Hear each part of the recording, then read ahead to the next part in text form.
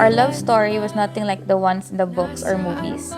Ours was bittersweet, a mix of tears and comfort. You've seen me at my absolute worst, but you've also been there for my best moments, cheering me on and pushing me to be even better. I could go on forever about all the amazing things you've done, the way you've always had my back, and the gentleness you've shown me from day one. But to cut it short, I will simply say thank you for understanding me, even when I struggle to understand myself, and for compromising where it's needed. Jo, today I stand across a guy who stole my heart 7 years ago, during a nursing school, and the man I've fallen for ever since.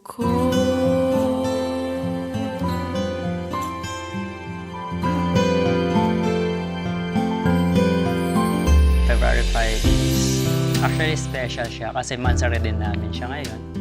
Parang tinadhana talaga tong event na to para sa akin. Siguro siya nga yung tinadhana sa akin ng Panginoon.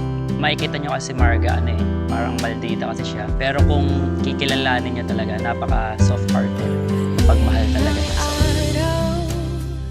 Ang iyong buhok ay puputi na rin. Sabay tayo. Hello, Jo. Jo na nanggaling sa palabas na The House of Us. Salamat ang marami sa kadahilanang nandyan ka parati, palagi na kanta ni TJ Monterde. Ikaw lamang, Jo, ang makakasama sa habang buhay. Madali lang naman ako makontento, lalo na kontento na ako sa'yo. Kahit maldita tignan, pero puso'y napakabusilak at mapagmahal. Ang aking pangako na ang pag-ibig ko'y laging sa'yo. Very grateful ako sa'yo, and I can't wait to be your wife and to spend forever with you. I love you.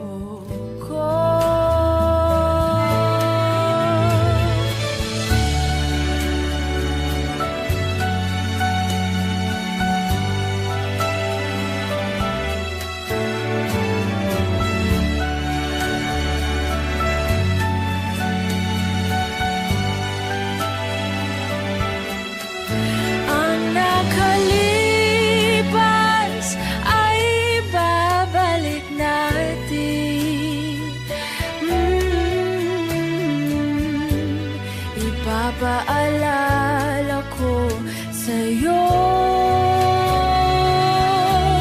ang aking pangako na ang pag-ibig ko'y laging sa'yo.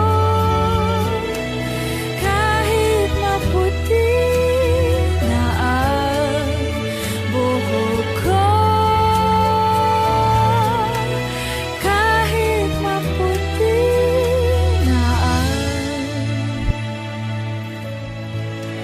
buhok ko. While I admire your independence, I promise to be by your side always. Through thick and thin, big moments and small, I promise hindi ka na mag-iisa. Jo, you're the best thing that's ever been mine. I'm excited to share this next chapter as your wife with God as our guide. I can't wait to love you forevermore. Walang magbabago kahit tumagal ang ating taong magkasama. Tandaan mo lamang ang aking binibitawang salita nung una, pangmatagalan. Hiling ko lang po kay Lord na tayo'y gabayan sa araw-araw at lagi mong tatandaan, mahal kita, Jo, mapakailan.